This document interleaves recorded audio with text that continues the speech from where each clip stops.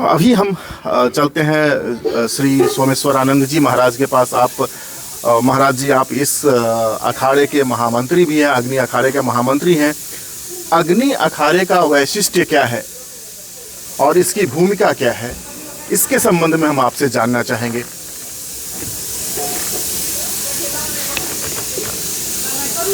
या सृष्टि सृष्टुराद्या वहति विधिहुतं हविर्या च होत्री ये द्वे कालम विधत्ता श्रुति विषय गुणः स्थितः व्याप्य विश्वम।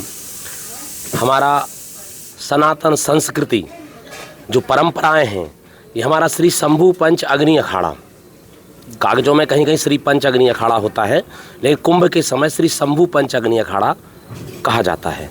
समस्त विश्व में 13 अखाड़े विद्यमान हैं, जिनमें 7 अखाड़े शैव संप्रदाय के होते हैं, 3 वैरागी संप्रदाय के होते हैं, निर्मल है, छोटा नया उदासीन है और बड़ा उदासीन है। ऐसे 13 अखाड़े हैं। सबके अलग अलग देवी देवताएं। हमारी इष्ट देवी वेद माता गायत्री हैं। जैसे आवाहन अखाड़े के इष्ट देव भगवान गणेश हैं, जूना अखाड़े के भगवान इष्ट देव भगवान दत्तात्रेय हैं, ऐसे हमारी वेद माता गायत्री हैं।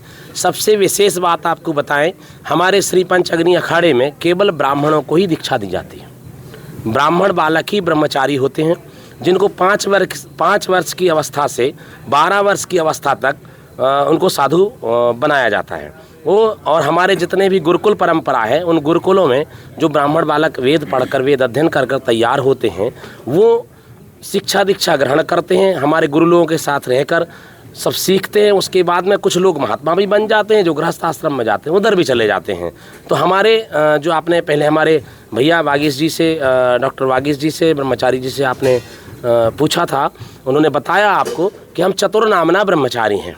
हम चारों पीठों के आनंद स्वरूप प्रकाश चैतन्य, ऐसे चतुर्नामना ब्रह्मचारी भगवान आदि शंकराचार्य के द्वारा स्थापित ये अखाड़े, उनके हम ब्रह्मचारी हैं। 6 अखाड़े जो नागा संन्यास परंपरा के हैं, ये अखाड़े एक तरह से राष्ट्र की सेना हैं। हम अग्नि अखाड़े के ब्रह्मचारी ब्राह्मण होने के नाते इनके आचार्य हैं, हम इनका आचार्यत्व करते हैं।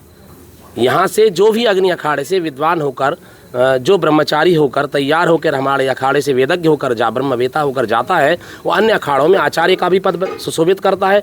अन्य उच्च पद पर अग्नि अखाड़े से आचार्य होकर ही जो जाता है, वो वहाँ स्थापित होता है।